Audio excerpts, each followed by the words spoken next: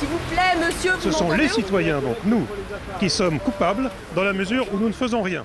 Pour me sentir un peu moins coupable, je viens faire le ménage dans mon paysage avec l'arrière-pensée que ce n'est pas mon paysage, mais c'est le paysage de beaucoup de monde. Et je pense que même parmi les gens qui ne bougent pas, il y en a beaucoup qui, je pense, à qui ça ferait plaisir de voir ce que j'ai fait aujourd'hui. Vous êtes d'accord, vous, monsieur? Vous n'êtes pas d'accord? Il y a tellement d'autres violences qui ne dénoncent pas. Ce n'est pas une action de masse, mais l'action de masse va venir aussi. Mais il faut des individualités comme lui pour donner l'exemple. Oui, on en a marre que nos villes soient enlaidies par la violence publicitaire.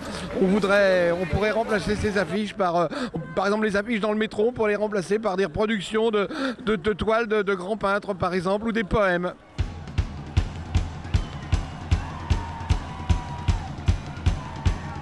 Entière de prospectus pour refoutre dans les boîtes jaunes. Prenez vos prospectus, mettez-les dans les boîtes des PTT, retour à l'envoyeur. Est-ce que j'ai le droit de parler de la meute, là? Oui, elle en a déjà parlé. Donc. Bon, parce que nous, on a un groupe, nous battons contre la pub sexiste. Elle n'est pas à poil, celle-là.